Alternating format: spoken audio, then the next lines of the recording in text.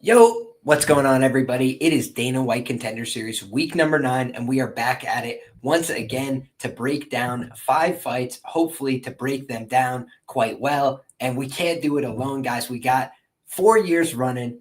My guest, my brother from another, Gordo Gambles. How are you, my man? Oh, we are doing fantastic, my friend. It is a little bit of a sad point. Only 2 weeks left of Dana White Contender Series for the season, but I do think it's been a pretty fun season for different reasons than others. But I do think this is another card that's going to go out ahead and deliver, especially from an entertainment perspective. We have a lot of fights that are juiced towards the under, a lot of prospects that I do think have some potential. I think it's going to be an entertaining time. And every time we do have scraps to break down on a Tuesday, I'm looking forward to it. Should be some fun, should be some violence-packed spots, and I'm looking forward to them. We also do have some just really questionable things that we need to talk about, Liam. Like for my mental health, what I saw today on tape study, we're gonna have to talk about it, and I don't think it's gonna take us too long either. Oh, you're muted, my friend. Oh, Lord willing, we can work through this card in, ready speed, right? I certainly think there's some fights worthy of attention and discussion, and then some fights that are maybe a little bit of a interesting use of our time, right? I'll start off with Rafael Pergentino and Luke Fernandez. Luke Fernandez, I have to say, man, is a little bit close to my neck of the woods. Obviously, not quite, New York, right? But Beast Coast, East Coast, stand up. Luke Fernandez, Freehold, New Jersey. I've had a grappling match there before. He's out of the Dante Rivera gym there. So, much love and respect. The guy had an undefeated run in the amateurs, undefeated run so far as a professional. And I think that he's put together a pretty good body of work on the Pergentino side. The reason he's a big underdog here is because he does not look very athletic. And he does not seem like he's fighting very good competition. He's fought twice against a guy who has never fought anybody else, right?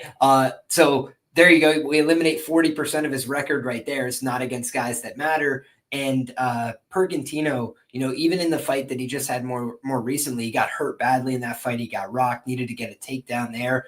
I don't think he's going to have much success grappling with Fernandez, if any. I think Fernandez is the better grappler here by a pretty big margin based on what I've seen. Fernandez having success grappling against the UFC level guys, just choked Phil Hawes. You look back, I think he beat Eric Anders in a grappling match as well. So for me, those are bullish signals on Fernandez as a guy that could go out there. He doesn't rely on his grappling every time when he fights. He could beat people up in the clinch. He could push him back, cage push. He could beat him up a little bit on the feet. But in addition to that, I think he's got submissions in his back pocket. So ultimately, I feel like Fernandez is the right, favorite here. Do I believe in laying minus 1,000s in MMA? No, but I just think Fernandez is going to win. If anything, I'd be looking probably at Fernandez props, the under, things like that. I don't really believe in Pergentino, unfortunately. What do you think, Gordo? yeah, Liam, man, Liam. This is an issue we have going on here. I flew in late last night back from Vegas, went to class early this morning, unlimited sleep, coffee in hand. I'm like, all right, let's do some Dana White Contender Series tape study here. First fighter I watched was Rafael Pergentino, and I watched the most recent fight first, and immediately off the face, I was like, I know these guys can kick my ass. I'm not a fighter. I'm just here to talk about them. But this dude, he did not have the build. He did not really have much technique behind it. He blitzed forward against a really poor opponent, struggled to control him, gassed out within 3 minutes, got rocked, and then was fighting for his life. And to make things worse, when I'm doubting why UFC competition like this is being brought in, sorry for my lack of terms, but there's this short midget holding around a sign, just between the ring girl is just walking around the middle of this octagon. They're focusing on her. She's got a really fat ass. I'm not gonna lie. I don't know why. And she's just walking around, and I'm like, what is happening right now? This guy's gasping for air, not being able to breathe against this horrible level of competition, and they're focusing on the ring girl. I don't know. Make things worse, she came back. Her first fight is in a corner of the random room against some scrub, and there's this midget with a BBL, bro. I don't know what's going on. It was a really tough look for me mentally, and I don't know what to say. We need to talk about that, Leo. I don't know what we're doing, bringing these people on. I don't know where they found these guys, but that was a tough look to go into the tape. This guy is not someone who I think is very, very good at all. And I like to be Mr. Positive, Mr. Optimistic all the time. this guy did not look good. He gasses out. Sure, he has aggression. Sure, he has decent size, but he is no technicality behind his game. There to be hit, there to be countered, facing a low level of competition.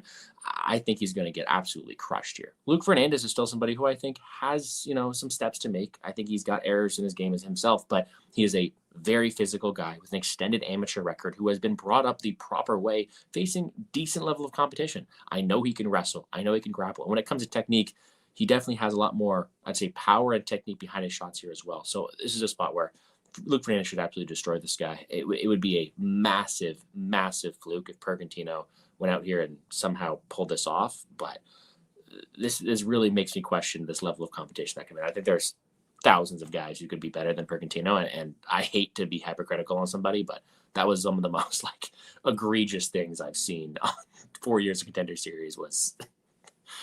I don't know, William. So this card's definitely going to shape up to be a lot better, but I'm not surprised by a -1,000 price tag on Luke Fernandez. Yeah, man, I can't say that I am either. When you just look at this Pergentino guy, you mentioned it, the competition. I believe that's in gym fights. Those are his gym, gameness or whatever. I'm really not high on what I saw there. I also believe I saw a blue belt in his photographs on Instagram. I saw 10 red flags. It's a light heavyweight fight, so that's the only level of pause I want to give. But I just think Fernandez is way better at fighting. All right, man. We can move on to the next one. We got Donovan Hedrick taking on Luis Felipe Diaz, and this is unknown versus not very good. What do you think about this one, Gordo? Yeah, and for those who have been watching our shows for the past 4 years when we've done that, I like to come in here being Mr. Optimistic, right? We got fights on a Tuesday. You can't complain. But when I'm going in and watching what I did in that first fight, and then taping Donovan Hedrick, fighting absolutely nobody, people who are knocking themselves out, getting a takedown on Hedrick, it's something that I do think is also a bad look. I do think Donovan Hedrick has really good raw physicality, but he's not fought anybody of his own right. I think he is able to go out there, shoot takedowns, get on top position, rain down blows, counter solid on the feet there as well. But I've seen him taken down by much worse level of competition. I've seen him go out there and struggle to advance positions. And aside from the raw physicality he does have, he is truly green in a lot of areas. I then go look at Luis Felipe Diaz, and his earlier parts of his career, I do think looked a lot better. I know he has a solid ground game. I know he's going to be much better from that level of competition down there. And I think he's fought actual guys with the pulse. Even on the feet, I do think he has solid counters there as well. But, he keeps his head up really, really high. He is there to be hit. You've seen him drop before. And although he's going out there with solid counter striking, those are single shots that I do think sometimes are not coming too much. So to me, I have a lot of question marks about this fight. I do not think Donovan Hedrick is necessarily ready for the UFC at this point of his career, facing the people he's fought. And every single fight I've watched from him, it's a fight where he's being taken down.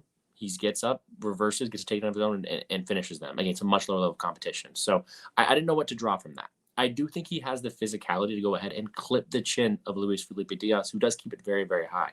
But aside from that early knockout, I don't know what Hedrick looks when he faces adversity. I don't know how his ground game looks. I don't know how he really deals with pressure too much. And I know that Luis Felipe Diaz has at least been inside the cage, at least done the damn thing. And I do think when it comes to the ground game, he's going to have an advantage there. Additionally, too, I don't know what's gone on in the last couple of years. We haven't seen Luis Felipe Diaz in a while, but he looks huge in compared to what he has in the past couple of fights. He's definitely someone who has built up a lot more muscle mass, and he looks to be in pretty good shape for this matchup here. So, what I'm going to do? I'm going to slide to the slight dog here in Luis Felipe Diaz. I have to completely acknowledge that there's a physicality edge, and there's a complete realistic world where Hedrick gets a first-round knockout because Diaz keeps his head too high. But I think I have to trust the level of competition, the potential ground game, and hopefully the improvement in size that Diaz has been making over the past couple of years to be able to get the takedowns, control top position, and utilize that experience that I do think he has. Give me the slide dog here in Diaz, but again, a really low-level fight, and another one that I do think finishes early. Yeah, man, I was talking with VB, and I kind of felt more strongly about the under 1.5 than I did a side. Although I will note that, looking back, it is interesting that Diaz, a lot of his finished losses occur later in the fight. He does tend to gas out. I think he can be hurt, on the feet. I also think that his grappling, is a little bit weird. I've definitely seen moments on tape where he pulls himself underneath people and stuff, which I just think is a pretty dangerous thing to do at 185 pounds, especially like, you know, when you're fighting big guys and you're pulling yourself underneath them, like you could definitely get clipped.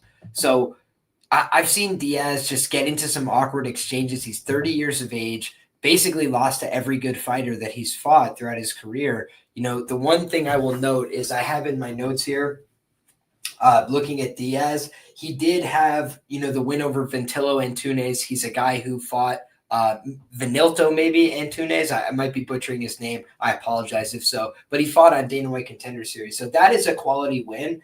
But otherwise, like his only wins are against like journeyman type talents. And he's lost to like many journeyman type talents again in Brazil. So I just worry that he's not very good. You know, my guy Dan Levy on his show put it like, you know, Hedrick has more talent, it looks like. I would kind of agree with that, just in terms of like his raw abilities. But it's so hard to judge because he's fighting a very low level of opposition, guys that aren't able to test him. So things like his cardio, things like how he looks in extended fights, you don't really have answers about a lot of that stuff. And that does, you know, kind of lean to me towards unders. It's just like there could be answers that are like really bad. Like he just doesn't look good in those situations. Or it could be he looks great and he knocks the guy out instantly. You know, he's just, oh my God, he's levels above. When you look at them, you definitely see a little bit more muscle toning on Diaz, but I don't know. The body kind of looks big for this guy, you know, Hedrick, and I do think he's going to rehydrate well. You see, when we go back to the topology, he has a reach advantage and a slight height advantage in this fight, as well as a, 2 years younger. So he checks all the anthropomorphic boxes that you would look for. The difference here is just the quality of competition and, also the amount of competition, right? Hedrick, his best win, in my humble opinion, was against a guy who also has a kind of fugazi professional record, and that was an amateur fight. So that's his best win in his career, in my view. And meanwhile, Diaz, like I said, has a win over a guy who was on Contender. So Diaz a little bit more proven, but, it's a potential versus credential type fight. And it's not like Diaz has like credentials that are like, wow, like you can't ignore that. It's like, well, he hasn't fought in a long time. That win over Antunes that I mentioned, that was 5 years ago, and basically he's disappeared off the map since then. So has he just been lifting weights? Like, has he been fighting a little bit? He got submitted by Jailton at a grappling event. Like, he's done his thing a little bit, but unless he's able to get, takedowns in top position, I think the fight could go, poorly for him. I think he could brawl a little bit. I just don't really trust his striking techniques. I do feel like he's a gasser as well. But that's the way I see it. Yeah, the last thing anthropomorphic is not my expression. It is literally taken from the book Fightnomics. So there you go.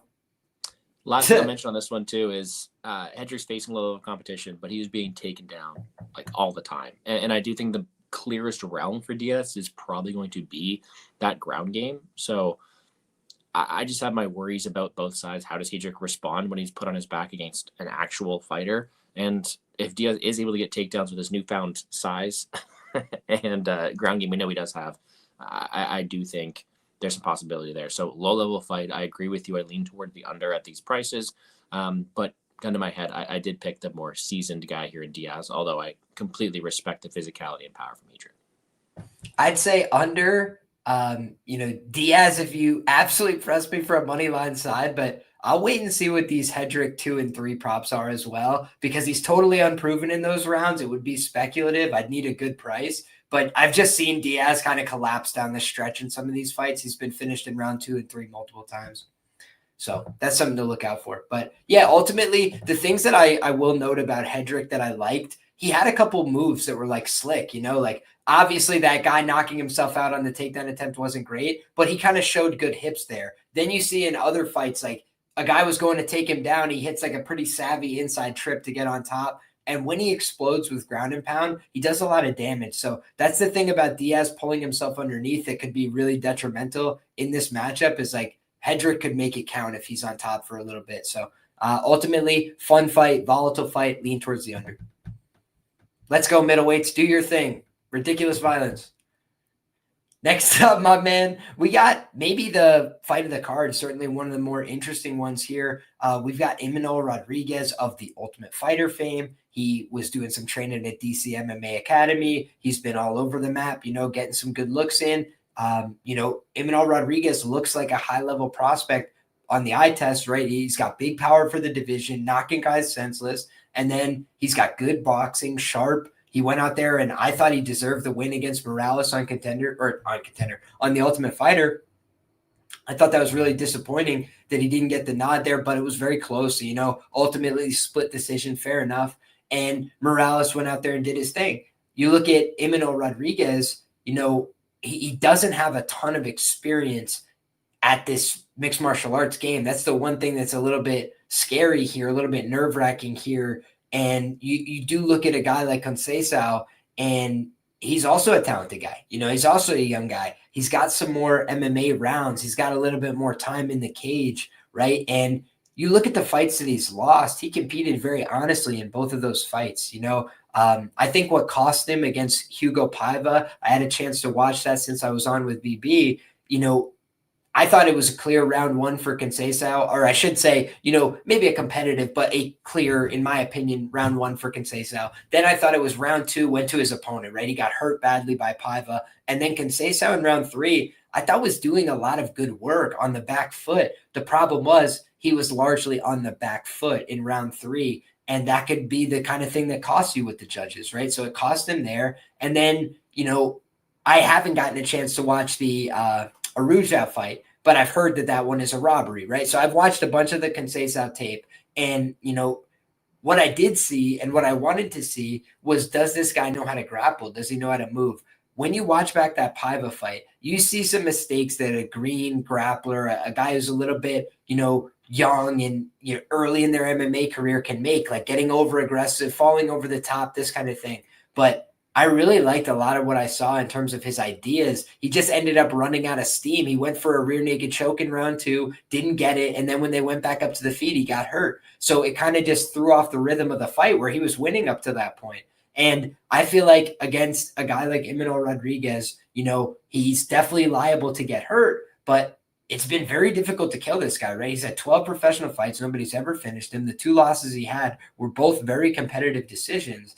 And so I say to myself, a big price tag here when this could end up going the distance. Obviously, Imanol's got huge power, but you have to ask a little bit against two.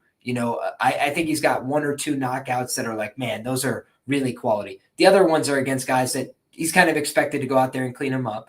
And when I see the Morales fight, he fought a quality guy there, didn't get him out of there, but did his thing, had a good fight, could have deserved to win it. So I think that Imanol is a guy that I respect. I think he's a guy that, deserves this opportunity. And if he does not get signed to the UFC today, he will get signed to the UFC at some point in the future, right?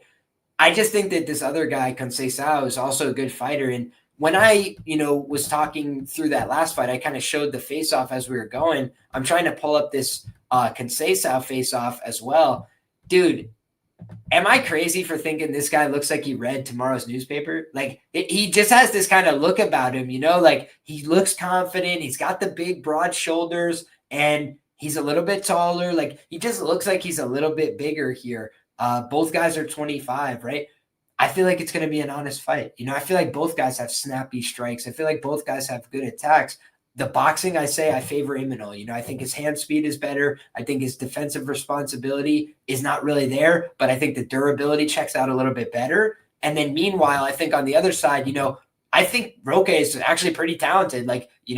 Oftentimes he's showing the defense. He's moving in and out. He's intercepting with strikes. He's got the good kicks up the middle. He's a dangerous guy, he's got some power in his own right. I don't think he's a bad grappler after watching more footage. It's I think it's an honest fight between these two guys. So when I'm looking at money lines, I would consider this is definitely one of them because I think both guys are talented, but one guy, got the Ultimate Fighter rub and he's getting that credit and respect. But on the other side, I just think Conceição is a hungry guy who wants this opportunity, who's gone out there and fought.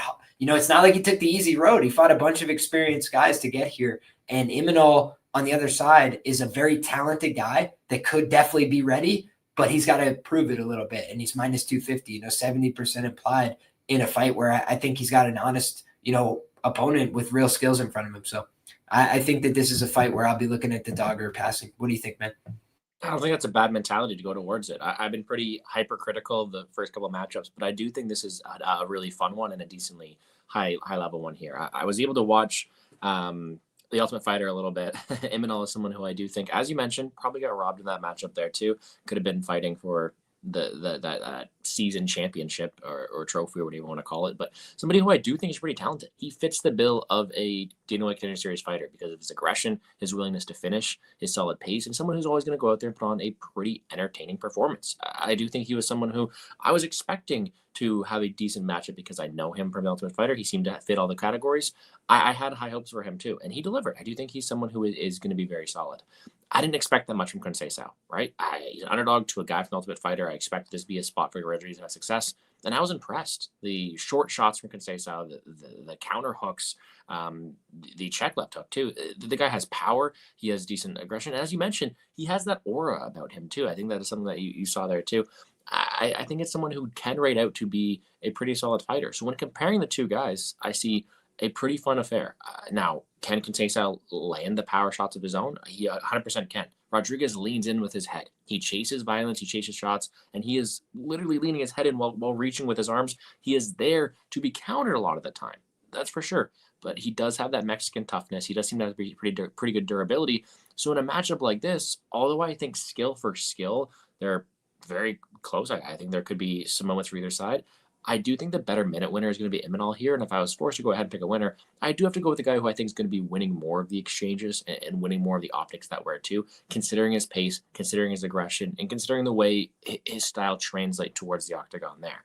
When it comes to pure technicality, especially when it comes to the defensive realm, as you mentioned, Conceição is probably better technically. I think there's definitely a world where he can go ahead and land the counter shots, get in his bite, get out of there, and even look for the chin at some point too. That's definitely an opportunity. And as you mentioned, I do think it's the spot where it's probably dog or pass at these lines. However, I'd be completely lying if I said that if I had to pick a winner, I'd be picking Conceição. I still do think that in a fight that I do expect to extend, I don't mind the spots of Imanol here, landing more volume, winning optics in that realm there too, and just having his aggression and activity backed by his toughness put all together towards getting a victory here. So I actually picked Imanol by decision in the spot, which leads me towards potentially some under. You get some plus money on some overs here. I don't mind chasing the overs in this spot here, but when I did pick Imanol, I do think he's a better minute winner, better optics of the two.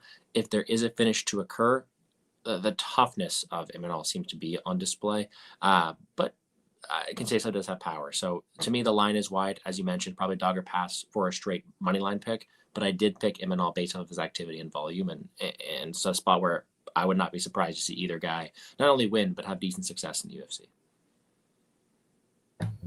Likewise, brother. I think both these guys will end up in the UFC at some point. Honestly, at 25 years apiece, yeah, give these guys some time. They both look good to me.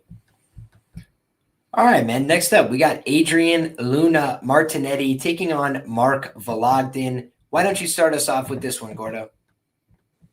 For sure. This is another very interesting matchup, too. And I'll be completely honest, the last fighter that I have to go ahead and finish tape on is Marinetti. I watched a couple of them. I was able to watch a lot more of the Vologdin side. And what the first thing that pops out when you're able to watch him is his size, his stature. He's a smaller dude for his weight division, but he's a stocky, broad, big dude. And when I'm watching the tape on the guy, he's fun. He's a very, very good aggressive striker. He'll go forward. He'll land spinning heel calf kicks. Like he'll kick the legs with spin attacks. He'll do a lot of fun things. And in there, what he's doing is he's marching his opponent down and he's looking to attack to all levels. He's got very good knees in the clinch. He's got a good ability to rip the body there as well. And he throws with very fight-ending intentions. I really like what I saw from Vologdin in terms of marching people down, cutting off the cage, and landing big damaging shots.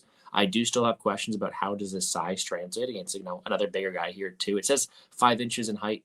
It's definitely a couple. I don't know if 5, if you want to show the face-offs here, but against a bigger guy. And I still have questions about his ground game there as well. However, I do think he's got a very low center of gravity, a good base to keep this fight upright.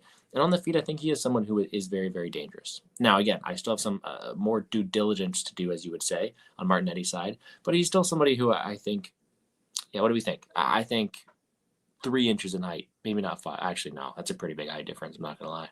But Marinetti's still somebody who I think I still have to go look at. I wasn't blown away by the performance. I think he's got solid, well-rounded game. I think when it comes to technicality, he's going to be at a clear disadvantage on the feet. I think that he'll be walked down and be definitely put on the back foot against someone with the pace and aggression here. But I do think he's probably got the advantage in the ground game. His ground game seemed to be pretty slick if he's able to get it down there. He's someone who I do think can control well from top position and flow well. He's going to have the size. It's just, can he take down this big, stocky dude? And honestly, I'm going to lean towards he probably doesn't. I think this is another really fun and really close matchup. And one where Vologdin is just going to have, I think, the optics advantage, in my opinion. If Marinetti wants to go out there and, utilize his range and stick and move from the outside or be all the way in on the takedowns, I think he has, a decent skill set. I don't think he's horrible by any means. But I do think the fighter who I think will take the front foot, be the aggressor, attack all levels, and look to finish this fight, especially with his output, his volume, and his physicality, is going to be the smaller guy here in Vologdin. And actually, I was a lot more impressed than I thought he would. Now, I want to completely temper expectations when I say this is not a direct comparison, so please don't get mad at me, everybody. But he kind of has that like Petr Yan style to him in terms of a way where he's not a big dude by any means, but he will go forward, attacking all levels, and mix in takedowns of his own if he has to, and has a pretty good base to defend takedowns, right? So that was kind of the mental comparison I was able to make to that guy there. And in doing so, I like the power, I like the aggression for that he does have from him, and I do think, although it's probably not smart in this matchup, he could also get takedowns if he wanted to too. So I really like Vologdin. I have to finish up my research on Marinetti before being completely sure. But from what I've seen, this is a spot where I don't mind playing a little bit of chalk and getting the -140 favorite here in Vologdin. Yeah, man, I think that this is another tricky one, right? Like, I understand why this fight is closely lined because I agree with you. Vologdin is a guy that looks good, a guy that looks like he can compete. I like his stocky frame. I like the fact that he goes out there and uses it to throw his big combinations. He trusts his power on the feet, but he's also got these spin kicks that he mixes in. He's also got, I call it, I think it's a phrase Luke Thomas used to use, single shot high variance, like when he's not throwing punching combinations that are kind of meat and potatoes, he just like goes, all right, I'm going to throw something hard. It could be a calf kick. It could be a spinning back kick. It could be, a kind of a big overhand right. Like he'll just mix in his work with, a big shot, a powerful shot, try and take you out of there type thing. So I do like that part of his game.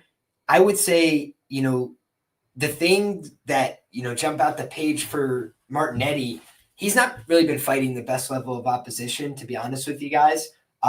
His only pro loss was via unanimous decision, so he's never been finished. He was 3-0 as an amateur as well. The guy that he lost to, kind of just a journeyman guy, but he was only 3-0 at the time, so can't really take away too much from that. Here's the things that are important to me on the Marinetti side. Training at the UFC Mexico PI, he was given an award there for being the athlete of the year. Apparently, they really like this guy. Apparently, they think he's a good athlete and he's putting in the right work. Also, I'll note he's 30 years of age, so doesn't really have a lot of time to fooster about, right? Like if he's going to make it to the UFC, it's probably right now with his current level of experience. On the other side, you've got a Vologdin here who's just 25 years of age, guys, and he is giving up some, clear size advantages to his opponent here. The one thing that for me stood out about Martinetti's game is that when he's getting to the top position, it looks like he's pretty solid there. Even when guys, excuse me, are able to create a scramble, that's the end of that. When he's able to create a scramble with these guys, he's able to normally end in the top position, regardless of the fact that the other guy, maybe bucked him. He's able to stay on top. And that drains a lot of energy from guys when they try and do that. I think that Vologdin, his frame is very good on the feet. But when you put a muscle-bound guy like that on their back, or you take their back, you can then kind of lock yourself to them, make them spend a lot of energy. I think that's how Marinetti wins this fight. If he wins this fight, he's got to get it to the ground. For me, more often than not, like, could he clip him with a big shot? Yeah, he's a big guy. He's a long guy. But I don't think he wants to spend a lot of time striking with Vologdin if he can avoid it. I think he's going to try and bum rush him. I think he's going to try and get him to the ground. If you like the Marinetti side, one thing I would look at is maybe the round one. Looking at some of these recent fights, he's been like fighting guys like, he's left something on the stove at home. Like he's running out there, sprinting across, grabbing a hold of them. And I got to say, I really rate where both these guys come from because, I mentioned to VB, All-Stars MMA, Andreas Michael. Very few gyms I respect more. Like I think that they're extremely good game planners. I think they do the right things a lot of the time. And they've put together some great prospects. But we've also seen a Felipe Lima, a very talented guy. against the best guys, he faltered a little bit, fell short, right? He's still a young guy, he's still learning on the job. I think for Vologdin, again, bright future. He's 25. Like those guys before. Marinetti, if he's going to do it, I think he's got to do it right now. Ever so slightly, I would lean towards Marinetti getting it done in this fight, but I don't really feel great about it. I like both guys. I just think that there's something about Marinetti, the way that they faced off as well. The clear size advantage.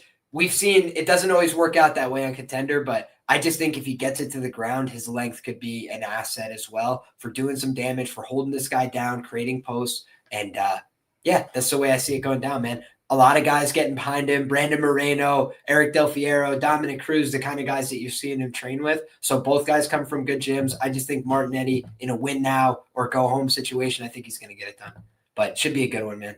Anything you want to add there, Gordo?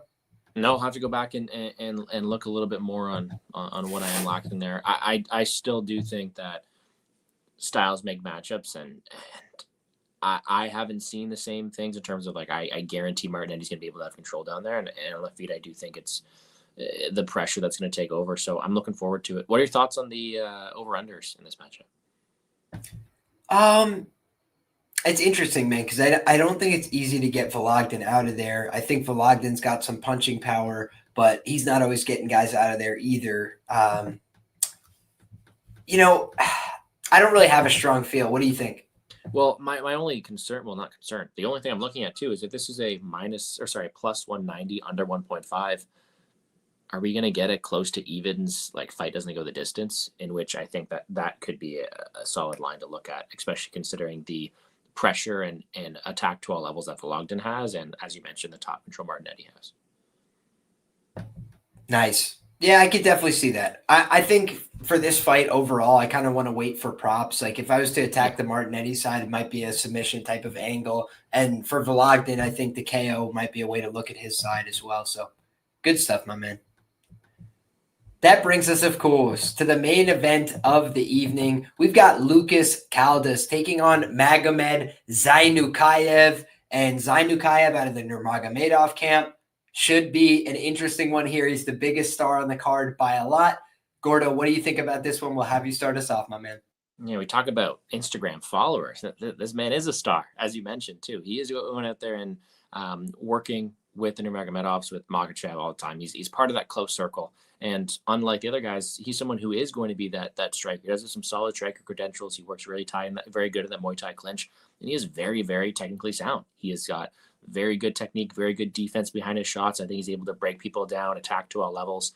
I do think he has some question marks in the ground game and control, but I mean, this is not really a match we have to worry about it too much. On the feet, he looks very poised. Like, I think that's the best way to put it. He's calculated, and he's going to go forward and hit big shots. I think he's a very solid calculated striker. I like his defense on the return there as well. And he's someone who is able to set the tempo and really land some good shots. He is a very, very dynamic, fun striker. And I like what I'm seeing from him too.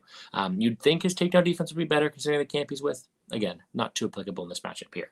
Caldas was a little bit of a different tape to watch because this dude is all gas, no brakes. Like, unlike Zaynukov. Oh my God. Zaynukov, who's going to be a bit more calculated in there.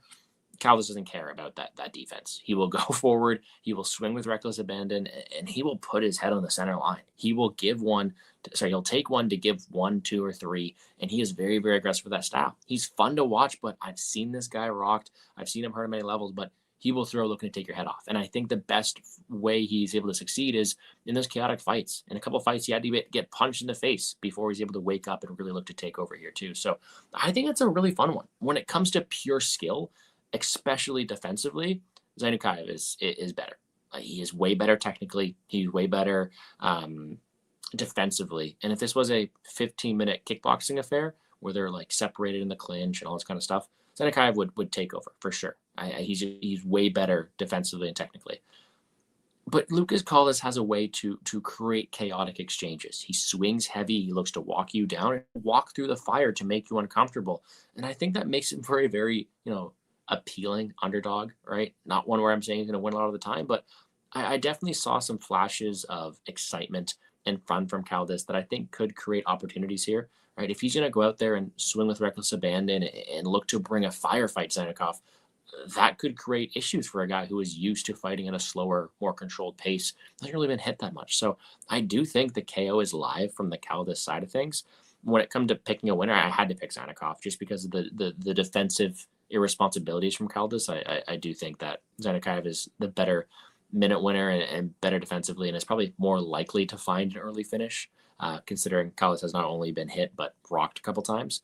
But I do think if it's up to Caldas, we get a really, really fun, chaotic, high-paced striking affair that I think could end in a KO either side, whether it be Zaynukov just sitting down on a shot and hitting a very hittable opponent in Caldas, or Caldas creating frantic exchanges, making Zaynukov question whether or not he wants to be in there. Be like, do you have more psycho in you than this crazy dude going forward and looking to take your head off? So I think it's a fun one. I completely agree with slight money coming in on Caldas. Him being plus 750 at one point, I think is pretty outrageous considering the aggression and chaotic fight he does bring. But gun to my head, I do have to slide with the more technical guy. But if there's a solid KO prop on Caldas, I'll be the first one to take it. Yeah, I think Zaynukov is a higher class fighter, but I just think when you're looking at a matchup like this, it's 155 pounds. So these guys have some power behind what they're throwing. And you look at Caldas, he's a very aggressive guy, a very violent fighter. You can make a pretty decent argument this guy should be undefeated, right? He's got one loss via split decision, one loss via bullshit DQ. So, obviously the guy's been hurt before, but it's been hard to kill him. He finds a way to come back on these guys. He finds a way to hurt him, put him away. And for Zaynukov, whatever you want to say, right? I think the guy's talented, right? You watch him fight. He's got a ton of different tools, right? He could throw elbows over the top that cut people. They're beautiful. He could throw uppercuts up the middle. He could throw kicks. He could throw a wide variety of strikes. He can calf kick you. He can head kick you. He can kind of just put together a lot of different offense. But the one thing that kind of makes me nervous for him here is that he likes to clinch guys. He likes to grab a hold of him. He likes to get in close. And this dude's huge, in terms of the reach, it says 70 inches. Then it says that, Zaynukov is going to be the taller guy. Not sure that I see that, right? Like maybe one guy's wearing shoes or something here, right? But ultimately, I feel like you've got a guy who kind of looks like a marauder in Caldas, coming forward, swinging heavies, looking to land big damaging shots. And you also have a guy on the other side in Zaynukov who kind of likes a pretty fight, who kind of likes to keep the distance. If he does have somebody crashing in on them, he likes to mix in those takedowns. But, he doesn't really have a great top style control. He likes to mix in the takedown. And then if the guy works back up, that's fine. But I do kind of worry about his pacing overall. Like the guy does seem to, put it in autopilot in some of these fights where, he starts to just go into cruise control, win the fight via decision, take over. And against Caldas, like if you just leave a guy like this around, if he lands a big shot at any point, I feel like he could change the complexion. So for me, I lean towards the under here as well. I'm looking at a minus 170 for the under. That seems to me reasonable here. I would rather pay that, I think, than Zaynukov minus 4XX. And I think the money line side is dog or pass here, right? I'm hopeful that a bunch of money will steam in on all the favorites, by tomorrow, and then an opportunity might open up on Caldas. Maybe if it doesn't go back over 4-1, I'll leave it alone. But I just think that you're looking at a volatile enough fight where Zaynukov, I would credit him the better guy. But I just think Caldas brings enough violence, enough resistance, enough question marks to ask this guy, where a lot of the time Zaynukov has a clean fight and he's able to dictate to guys. And I just don't know that Caldas knows what's good for him. I think he's going to come forward, put it on the line, take a lot of risks with this guy, and that could get him put down bad, like the under 1.5, or, it could set him up to spring an upset here. So for me, I'm looking at the under and the dog in the main event. All right, brother. That does it. We can do a quick card recap, my man. We'll start it off with my guy, Gordo. How does that sound, my man? Sounds quick good. Card. I think it's one of our shorter breakdowns, but when you have, really questionable fighters fighting in corners of rooms, there's not much to be said. So I do think we broke that down pretty concisely. I think we agree on most spots here, but definitely an interesting card. I think a lot of questions will be answered, and I'm excited to see how the prop market does shape out. This very first fight of the night, I don't have to spend much time on it. We have a huge favorite, and for good reason. Pergentino, is fighting in a questionable fighting organization against horrible level of competition, getting hurt, gassing out in 3 minutes, gasping for air, and someone who has not really shown me anything. Luke Fernandez is fighting a level of competition. He is submitting people over the grappling scene. He is fighting his proper way through the amateur scene, and he looks the part in this matchup here. I think he's going to have a clear size and ground advantage and level of competition advantage. Not a hot take and a minus 1,000 favorite, but I would be really surprised if Pergentino pulled off the upset. Hedrick versus Diaz, I do think it's another really close one, but for a different reason. I watched the Hedrick matchups. There's not much to see because a lot of them, it's a low level of competition who are able to take him down, but then he's able to reverse positions and land damage on top. He is falling on to full mount. His opponents are knocking themselves out on his hips during takedowns, Jacob Malkoun, Andre Petrosky style almost. So there's definitely questions to be answered about Hedrick. He looks to have solid physicality, solid power, and I think that could lead towards a finish here against someone in Diaz who, keeps his chin really high, who has been rocked, but we haven't seen Diaz in a couple of years. And in his prime, I would say, or in a few years ago when he's at his best, he is a pretty solid fighter. I think he does have a good ground game. I think he's fought a way better level of competition. And even on the feet, although he is there to be hit, his chin's high in the air, he does have solid striking output of his own right. So to me, I had to slightly lean towards the guy in Diaz who I've at least seen more from. Of course, there's a world where Hedrick is able to go out there and land a big, powerful shot, utilize that physicality to get a finish. But I do think Diaz is going to have the better ground game, better level of competition, and he's definitely put on some muscle mass to hopefully help him here. So questions to be answered. I just don't really know what to expect from the Hedrick side of things there because there's just not much to know on him aside from that. This is a physical dude, but he's been taken down by a horrible level of competition. So he gives up the takedown to Diaz. I do think Diaz could have some success. Prefer the under in that matchup. Junior versus Emmanuel Rodriguez, I think, is a very, very fun one. Rodriguez fought on The Ultimate Fighter. I think he's someone who he's going to go out there and fight at a really high pace. He looks to take people's heads off. He overextends in a lot of those spots there too, but he's got the Mexican toughness to back it up. And I do think although he can be taken down at certain spots, I think I like his get-up game. I like his overall process, and I like his pace at what he's fighting at. Roque Conceição very much impressed me. I like his counter shots. I like his check left hook. I like his ability to make reads as the fight game goes on. And I do think he's got a lot of power and physicality beside the sides. We also mentioned the aura he showed at the face-offs. Like Conceição is a guy who I do think could have some success. And the way the line is shaped now, I do think it could probably be a dog or pass fight because it's closely lined. But I do think I'm going to have to side with the Emmenal side of things just based off of activity, based off of optics. In a fight that I do expect to be extended and to probably go over, I think Emmenal is going to land more activity, be the aggressor, and although he does overextend, he hits hard, he lands big shots, and he wins the optics based off his volume and layered attack there. So I have to go with Emmenal and what is a closer fight than the line entails, but one where I do think the right guy is favored, just maybe not to this extent. I'll be interested to see what the decision in fight goes the distance props are on this one too. Marinetti, Vologdin, I did mention Marinetti. I do have to do a little bit more research on. I was only able to watch honestly, a couple, 1.5 of his there before this show started. What I did see though, solid frame, especially matters in this one here, and a very good ground game and ability to top control. I do think I have some questions about his striking. It doesn't look to have that much process behind it, that much technique, but I think he's serviceable in all areas, and someone whose size and ground game are definitely going to be his best paths here against someone of Vologdin who I do think is pretty good. He's small for the division, but he's stocky, and I love that striking he brings. He's going to go forward. He is going to look to hit you to all levels, look to break you down, and he's going to be the aggressor in a lot of these spots. He himself can mix in takedowns all the time. Don't know if he does here, but someone who I do think has a well-layered attack, and that's shorter center of gravity, I think, is something that could help him here in this matchup, especially if takedowns could be coming his way.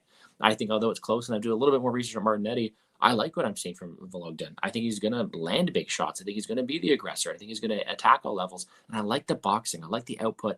And I like his ability to finish the fight. So another fight that I do think should be a fun one. I picked Vologdin. A little bit more should have to be done, but from what I've seen so far, I might be taking a little bit of juice on the minus 140 favorite here in Vologdin. And then the main event, big favorite. Prices come down on the Zaynukov side of things from the Khabib camp, the Makhachev camp. The social media A side, to say the least, in this matchup. I do think Zaynukov is a solid fighter. He is very, very calculated. He is poised. He is patient. And when he's able to dictate the tempo, he's very, very good.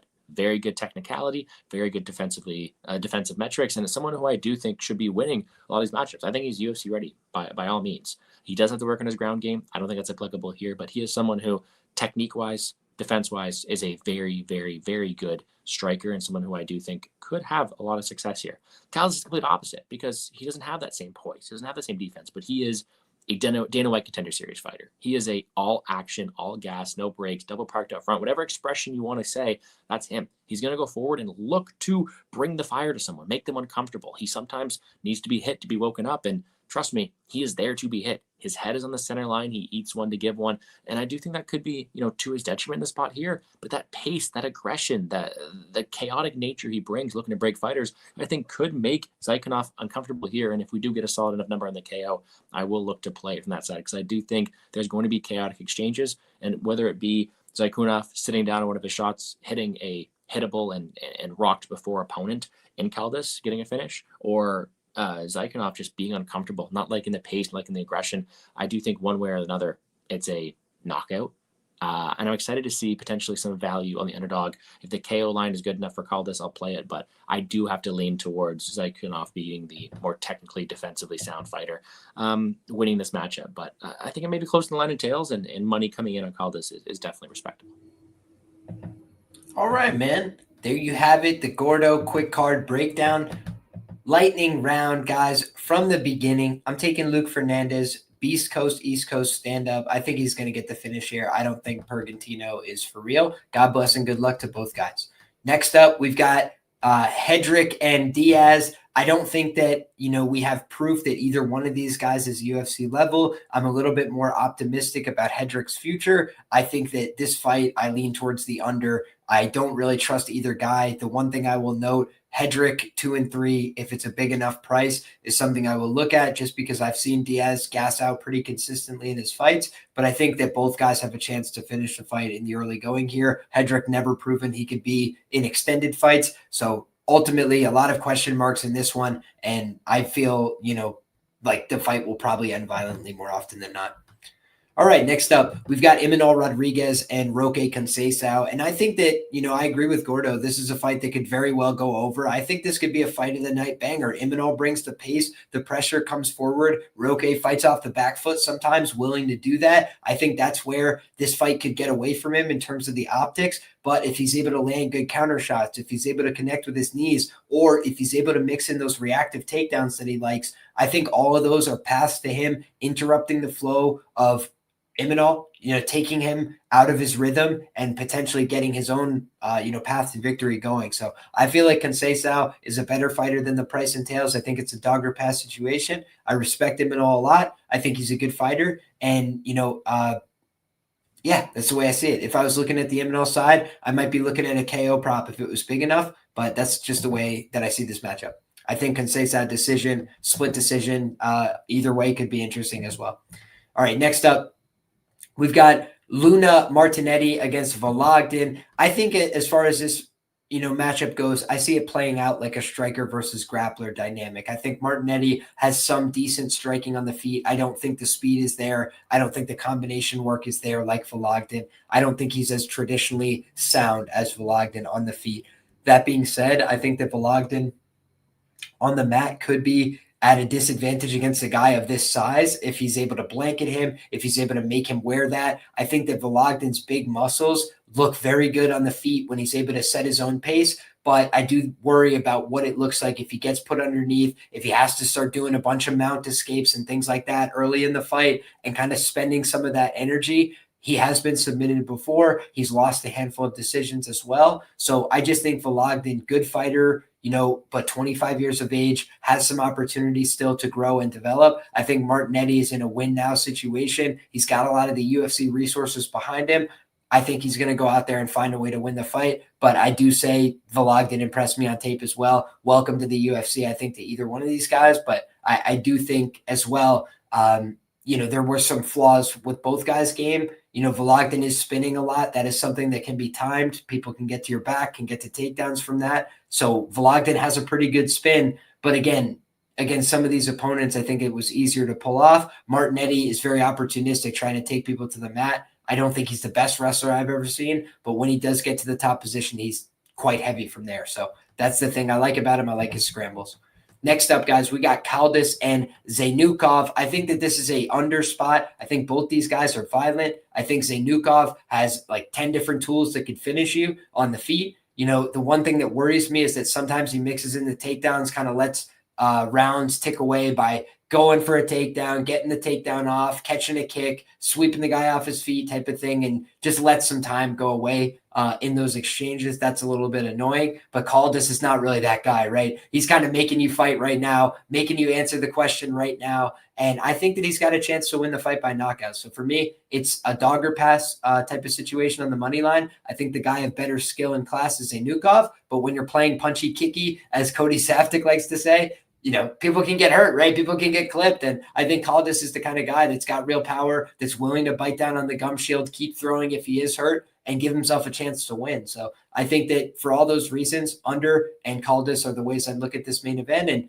maybe looking at the props as well. But awesome stuff. I'm excited to have broken down the card. I'm excited to get some rest, my man. I've done 3 shows today. It's been a very active day. I had some work to do. First open mat of the year as well. So big blessings to each and every one of you guys out there. I appreciate everybody showing love and support. Casey in the chat, Psycher as well, Cade Garrison, Steph in here, Bill Fay, Joe, bunch of night owls rolling with us after the NFL. We truly appreciate you guys for the support. Gordo has the Plays and Fades YouTube channel. It's a great resource for your DFS needs, for your UFC needs. Make sure that you go show love and support. Gordo, anything else you want to say to the people, my man? That's going to be it, man. We flew through that one a bit quicker pace this time, but I think adequately done for a card of this one. First fight, not much need to be said. We just had to address the elephant in the room, which was, I don't know if it was the size of the ring girl or the size of her ass or how ass the guy was. I don't know. It was something about that. But I think we broke it down accordingly. Looking forward to, the last one of the year next week. Make sure to check me out on Twitter at GamblesGordo for my full set of bets. Should be fun, guys. Wish you all the best of luck, and let's make some money. Yeah, and maybe we'll even put out the bat signal and see if we can get Brother Pearson here for the last one of the season. That would be something special. So appreciate each and every one of you guys. My guy Cashville Rican just hit us with the very last second question. Favorite long shot. I mean, I gave you Caldas as a long shot for the main event, right? I think that the decision prop, the over for the Conceição Emanol Rodriguez fight, that's another way to get sneaky. Again, those are 2 of the dogs that I'm looking at on this week's card. So should be awesome, man. And Gordo, if you have any long shots, you're more than welcome to give. And if you don't, then we'll get the hell out of here, my man. It'll be looking at Caldas KO for me as a long shot, as you mentioned. And then, yeah, I seem to agree with the over. Maybe I'm personally leaning towards the Emanol Rodriguez decision line, depending on what it comes out at. I know you're a bit more bullish on the underdog. But yeah, Caldas KO prop, I think, is if I have to, I was just in Vegas. If I had to gamble, take a dart throw, I think that line is going to be a lot better than the actual odds of the fight. I love it, man. And for me, again, Conceição decision, I would say, as well as Caldas KO. So that would be the consensus, play of the day, right? The consensus long shot is on Caldas KO, but acknowledging, right? I also talked about that under because he might get sparked out, right? It's going to be probably a wild one while it lasts. But guys, that does it for this week. Make sure that you show love and support if you enjoyed the show. Easiest ways to do that, hit the like button, get subscribed to the channel, go to the Plays and Fades YouTube channel down in the description box below. And if you have anything to say, go ahead and fire it off in the comment section down below. I'll try and get to as many comments as possible tomorrow. During the day, I'll have a little bit of time to answer. So guys, hit me up there if you have any questions. God bless. Good luck. Enjoy those fights. Anything else, it's all in the description box below. See you guys.